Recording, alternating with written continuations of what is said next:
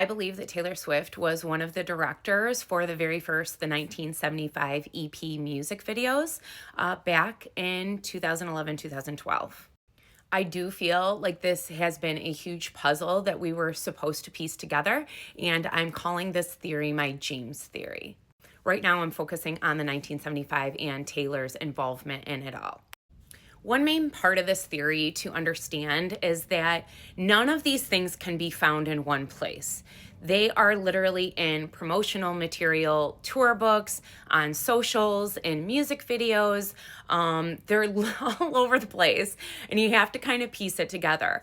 Also, sometimes they are put out years after, which also makes me believe that they wanted this to be pieced together. It's like they're not getting it, so let's try to give them one more little clue or piece to the puzzle. The Face Down EP was the 1975's kind of promotional music videos in a way. It was prior to their album coming out, and it was created right after they changed their name from Drive Like I Do to the 1975. So essentially when they became the 1975. This is the cover of that EP, and I believe those are Taylor Swift's legs, but we'll get to that next. First, we're going to start with some of the clues of this James Booth. So James Booth is listed as the director on the 1975 EPs and a couple of their other music videos as well. And we don't get any insight into James Booth. And let me tell you, it's a whole rabbit hole to figure it out. But I think I figured it out. But this is the main reason why I do believe that Taylor Swift serves as one of the Jameses, as James Booth, when these music videos were created. We get a tiny little hint of it on socials. So we have the director with the camera filming, and we have a little hint of hair, of blonde hair. But we also eventually got this picture. That striped shirt, it looks like her hair might be in two kind of like low buns, and we've seen that later in Taylor Swift kind of like lore and her fashion, etc. This, I believe, is the key to who James Booth is. But in all of the EPs that were filmed at this time, we're given clues. We're giving like ghosts, mind you.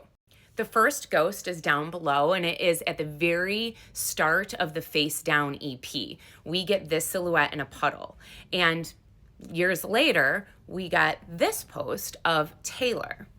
On top of the shadow at the beginning of the EP, we also get a brief moment, a glitch, mind you. It flashes so quickly on the screen during that music video, you can barely see it, so you have to still it. And we get a girl laying down with her legs. This is also the cover of the EP. And legs actually become a huge symbol that Taylor uses. She does a lot of mirroring with them, and these are just a couple examples.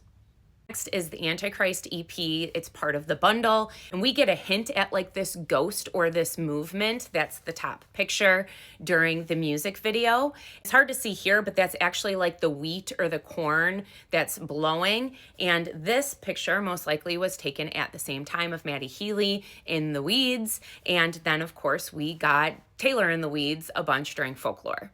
The very first line of Antichrist is, "And I swear there's a ghost on this island."